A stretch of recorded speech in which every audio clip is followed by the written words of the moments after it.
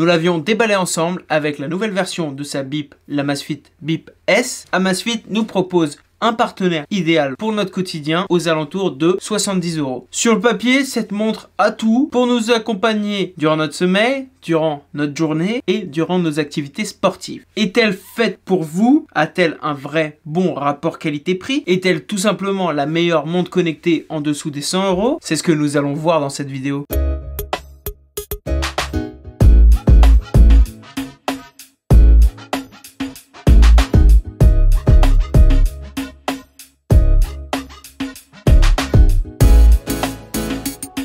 Bienvenue les amis dans Panacotech. Une fois encore, nous allons dévoiler la crème du high-tech. Aujourd'hui, c'est l'heure de la vidéo test de l'Amazfit Bip S et voici le sommaire.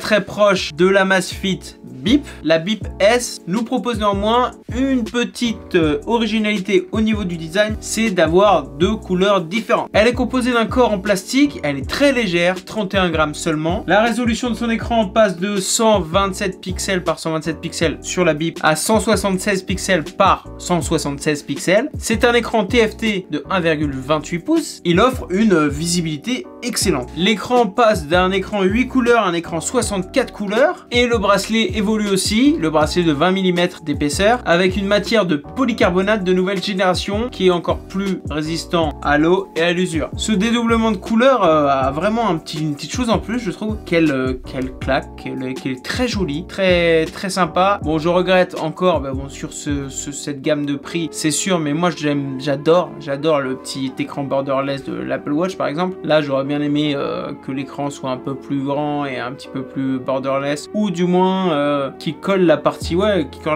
orange, ça aurait été vraiment top, mais on peut pas tout demander. Elle est vraiment belle à porter, pas trop grande. On est sur un cadran de 42 mm par 35,3 mm et une épaisseur de 11,4 mm. Tout d'abord, la première chose à déclarer, c'est qu'elle est non plus résistante à l'eau, mais bien étanche. On passe de la norme IP68 sur la Bip à une norme 5 ATM, ce qui signifie qu'elle peut aller dans l'eau jusqu'à 50 mètres. On a toujours une connectivité Bluetooth, sauf que cette fois-ci, c'est plus le 4.0, mais bien le Bluetooth 5.0 qui permet d'avoir une meilleure connectivité, une meilleure rapidité. On a cette fois-ci le contrôle de la musique, on le verra, jusqu'à 10 modes de sport contre 4 sur la Bip. La possibilité de personnaliser le cadran. L'autonomie a été un petit peu réduite, elle est passée de 45 jours à 40 jours sur ce modèle. Et on reste toujours sur une batterie de 190 mAh. On a aussi bien entendu le GPS intégré, c'est la puce Sony GPS à faible consommation, qui va nous permettre jusqu'à 22 heures d'utilisation continue en mode GPS. Le cardio-fréquence-mètre a été amélioré. Là, on est sur un capteur optique de suivi biologique PPG BioTracker qui améliore la précision et réduit la consommation d'énergie de 80%. L'efficacité de la zone de détection à haute précision du capteur est 3 fois supérieure à celui de la Bip et l'intensité lumineuse des LED est 7 fois supérieure à celui de la Bip. Là-dessus, ils ont réussi à passer sur un cardio-fréquence-mètre optique de meilleure qualité qui ne consomme pas plus. Pour finir avec ce qui a changé, on a cette fois-ci sur cette Bip S le Wami PAI, l'indicateur de santé de sport de Wami. On le verra bien entendu un petit peu plus tard dans la vidéo. Le suivi de sommeil, le capteur de fréquence cardiaque a été aussi amélioré, l'affichage des notifications, la météo, l'alarme, les rendez-vous, possibilité de faire sonner son téléphone, mais les fonctionnalités on va les voir juste après. Parlons des fonctionnalités. Hop, on est sur la montre. Voilà, vous la reconnaissez. On est sur notre cadran principal. Premièrement, il est possible de le personnaliser, comme je vous le disais. On va pouvoir choisir entre différents cadrans. Par exemple, je vais prendre lui. On valide et on passe sur un cadran qui va nous donner le calendrier et la zone de fréquence cardiaque, le PAI, la météo, le rappel. On peut le personnaliser encore plus en mettant par exemple la météo. On l'utilise et voilà. je suis sur mon cadran qui a l'heure, la météo, le jour. Pour ce qui est un petit peu de la navigation, on va avoir un bouton sur le côté qui va nous permettre d'aller dans les menus. Et on va pouvoir, par contre, ici dès l'écran principal, le cadran principal, on va pouvoir swiper de haut en bas. Quand on swipe de bas en haut, on va tomber sur les notifications, les dernières notifications. Voilà, ça peut être un mail promotionnel, une notification d'activité ou autre. Lorsqu'on va swiper de gauche à droite, on va voir les différents widgets. La météo, la fréquence cardiaque, mais bon là je l'ai pas au poignet, le PAI d'aujourd'hui, le nombre de pas d'aujourd'hui et le contrôle de la musique. Pareil de gauche à droite ou de droite à gauche. Et lorsqu'on va faire de haut en bas, on va avoir les raccourcis pour mettre le mode nuit, gérer la luminosité, verrouiller le bracelet ou aller directement sur la musique. Car oui, il est possible du coup de contrôler la musique qu'on aura lancée sur notre téléphone. Par exemple, je lance une musique sur mon téléphone, je vais sur la montre, elle a détecté la musique, je peux changer de musique, mettre pause, remettre play, changer, revenir en arrière. Bref, ça me permet de télécommande de la musique. Lorsqu'on va appuyer sur le bouton, on va arriver sur le menu. Le menu qui va nous montrer un peu toutes les fonctionnalités possibles. On a état qui va nous redire notre nombre de pas, notre nombre de calories, etc. d'aujourd'hui. Fréquence cardiaque qui va nous permettre de mesurer la fréquence cardiaque. Voilà, de faire une petite mesure de la fréquence cardiaque. PAI qui va nous mettre en fonction des jours une note, ça on le verra plus dans l'application. Activité, pour pouvoir lancer une activité, on va le voir dans la partie de suivi sportif de la vidéo. Météo pour voir la météo.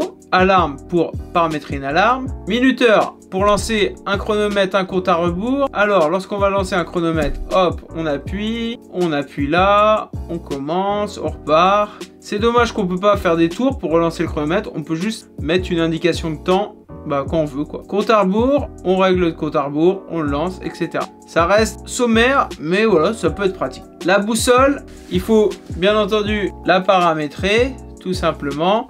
Une fois qu'elle est là, voilà, on a la boussole. Ça peut être pratique aussi pour s'orienter. L'horloge mondiale, c'est pour avoir les différentes horloges. La musique, on l'a vu. Et après, on va pouvoir aller dans les configurations pour changer pour changer le cadran, configurer l'appui long, ce qu'on veut lorsqu'on va faire un appui long. La luminosité, trouver notre téléphone portable, hop, ça va nous le faire sonner. Comme j'ai paramétré, lorsque je vais faire un appui long, moi, ça va me lancer une course en plein air. Ça, c'était pour vous le montrer. On a fait le petit tour de la montre. Maintenant, on va parler de la fonctionnalité quotidienne de suivi de santé. Alors, on garde la montre sur nous. On a vu qu'on avait des indicateurs comme nombre de pas sur la montre. Mais on va bien entendu les retrouver surtout sur l'application. On va arriver sur l'application. On va voir notre objectif, notre nombre de pas, notre fréquence cardiaque, notre PAI, etc. En fonction des jours, lorsque je vais cliquer dessus, on va pouvoir aller dans les détails. Aujourd'hui, j'ai pas fait grand chose. Donc, on va aller sur une journée où j'ai fait plus avec. On a notre nombre de pas, 7767, la distance parcourue dans la journée, les calories brûlées et les activités du jour s'il y en a eu. Activités légères, marche, lente. Ça peut être aussi les activités du coup détectées. Pareil pour la fréquence cardiaque, on a la fréquence cardiaque du jour avec les zones de fréquence cardiaque. Notre PAI, c'est pareil, par exemple celui du 31 juillet était à 39. Il nous explique ce qu'est le PAI, qu'il faut aller le plus possible vers le 100. Et voilà, c'est un bon sommeil, une bonne activité physique, ça va faire monter votre PAI. Le sommeil, on aura notre zone de sommeil profond, notre zone de sommeil légère, la zone éveillée, les proportions de sommeil profond, 43%, de sommeil léger, le temps de veille, etc. On va donc pouvoir suivre en détail notre sommeil et être comparé à des utilisateurs similaires afin de savoir si on a eu un bon sommeil. On pourra le voir voilà, plus ou moins en détail. On va pouvoir paramétrer certaines fonctionnalités dans la configuration de la montre, paramétrer le cadran, la vue direction de la montre, mais on va pouvoir activer ou non les appels, c'est-à-dire les alertes d'appel pour que lorsqu'on nous appelle ça affiche sur la montre, les rappels d'événements, les alarmes, les alertes d'inactivité, les notifications d'application, choisir quelle application va nous envoyer des notifications qu'on a vues, les SMS ou pas, faire vibrer notre montre quand on la trouve pas, puis après configurer voilà l'horloge, etc. Voilà pour ce qui est des fonctionnalités, ce qu'on peut faire et configurer sur la montre. Maintenant, parlons des fonctionnalités de sport, du suivi sportif. Parlons maintenant un petit peu du suivi sportif. Pour lancer une activité, déjà on va dans le menu, on choisit activité et là on aura du coup plusieurs types d'activités. On a 11 choix, course en plein air, tapis de course, cyclisme, vélo en salle, freestyle, marche, natation en eau libre, piscine et vélo elliptique, yoga pour finir avec corde à sauter. Ensuite on aura les historiques des activités qu'on a faites ici et configurer des sports. On va pouvoir dans la configuration des sports mettre pause automatique ou non, les alertes de fréquence cardiaque, des rappels de kilomètres, et configurer la taille de la piscine pour ceux qui vont faire la natation. Ça va permettre, lorsqu'on va lancer une piscine, lorsqu'on va définir la taille, d'avoir notre nombre de tours, notre nombre de longueur. Après, on peut, si par exemple on met une course en plein air, voilà, ils nous disent qu'il faut localiser le GPS, on l'envoie. Donc là, je sais pas s'il aura le temps de le localiser, mais c'est pas grave. Ça nous fait 3, 2, 1 et on est parti. Là, on aura différentes informations, le temps, le kilomètre, l'allure, le rythme cardiaque, et lorsqu'on va appuyer, on va descendre, le rythme moyen, la cadence et la foulée. La localisation GPS a été réussie, ce qui va nous permettre après de suivre du coup sur le téléphone le tracé GPS. Pour éteindre, on la reste appuyé, on valide ou non, et voilà, on aura notre position. Voilà comment on lance une activité physique via la montre. Après, il faut aller sur l'application, et là on aura l'historique de notre activité vélo à l'extérieur, course à pied, on peut mettre tous, et on va voir ceux qui ont été faits avec une montre, comme la course à l'extérieur que je viens de faire. Et lorsqu'il n'y a pas le petit logo montre, là, comme à côté du 0,04 mm, c'est une activité faite avec l'application. Là, par exemple, je vous les présenterai, mais ça a été fait avec les Powerbeats d'Amazfit, les écouteurs. On va aller sur une activité sportive faite avec la montre, par exemple, hop, cette course du 28 juillet. Là, on a du coup notre tracé GPS, notre rythme moyen, voilà, les informations comme la distance, le temps, la fréquence cardiaque, etc. On va descendre, on va avoir le rythme des foulées, le rythme voilà, de course. En dessous, la fréquence cardiaque. Ensuite, on aura nos zones de fréquence cardiaque, nos tours, etc. On va donc avoir un suivi sur l'application assez satisfaisant, assez complet de nos informations de sport. Maintenant, comme d'habitude, voyons si le cardio-fréquence-mètre de cette montre est intéressant ou pas. On a vu, on l'a dit, il a été amélioré, mais est-ce qu'il est vraiment précis? Pareil pour le GPS. On va le comparer comme d'habitude à ma ceinture cardiaque. On va voir du coup sur cette même activité qu'on a vu tout à l'heure, on a une fréquence cardiaque moyenne de 149 et une fréquence maximum de 169. Que dit ma ceinture moniteur cardiaque? Au niveau du cœur, on a une fréquence cardiaque maximale de 169 et de 146. On est donc à la même fréquence cardiaque maximale de 169 et la moyenne, on a 3 battements de cœur par minute de plus sur la montre que sur le cardio-fréquence-mètre de ma ceinture. C'est plutôt pas mal, c'est plutôt précis. On voit que l'allure de la courbe est la même. Voyons ce que ça a donné sur une activité indoor, une petite activité de renforcement où la fréquence cardiaque monte un peu plus, descend un peu plus, etc.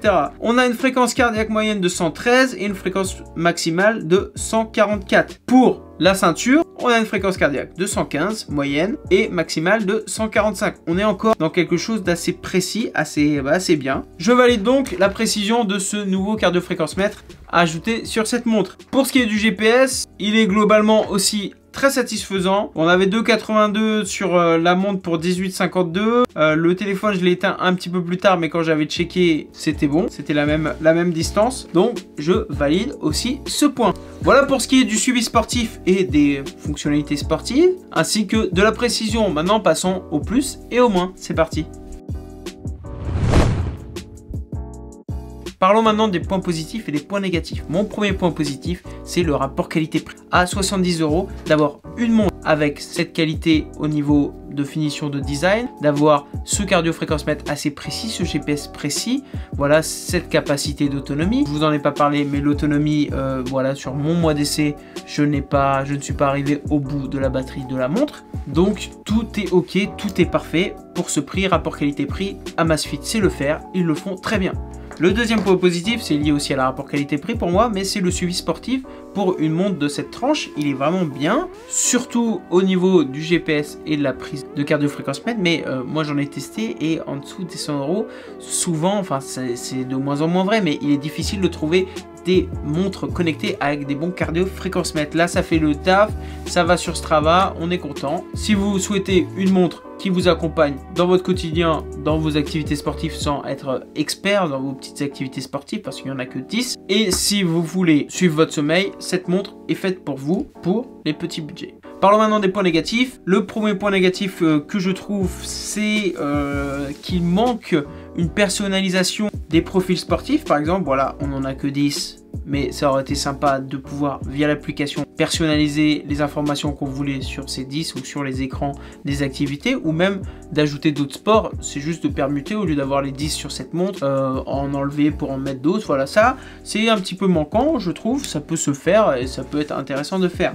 Le deuxième point négatif, je trouve, c'est normal parce que c'est une gamme de prix assez raisonnable, 70 €, mais j'aimerais bien qu'un jour un constructeur arrive à faire une montre en dessous des 100 €, à l'intérieur de 70 € ou même 50 € avec un écran qui soit avec de meilleures finitions, on va dire. C'est que là, sur cet écran, on voit qu'on est sur une montre peu chère, pas très chère, parce que soit il est pas borderless, soit autre. Mais voilà, je trouve que on voit trop la distinction entre l'écran et le cadran, surtout que le cadran est entouré noir. Je trouve qu'il y a un travail à faire. Un jour, quelqu'un arrivera à le faire. Merci d'avoir regardé cette vidéo. Vous l'avez vu dans le titre, je vous propose de gagner cette montre. Pour ça, rien de plus simple, vous likez la vidéo, vous lâchez un commentaire, peu importe ce que vous voulez dire, si cette montre vous plaît, le sport que vous faites, peu importe. Vous vous abonnez à la chaîne YouTube, si ce n'est pas déjà fait. Ensuite, vous allez aller soit sur Instagram, soit sur Facebook, soit les deux si vraiment vous voulez, et vous taguerez sur le post du concours de vos amis. Le gagnant sera tiré au sort à la date qui est écrite dans la description. Je vous rappelle les règles du concours dans la description. En attendant d'être tiré au sort, vivez à fond, vivez high tech. Merci et à bientôt sur ma chaîne.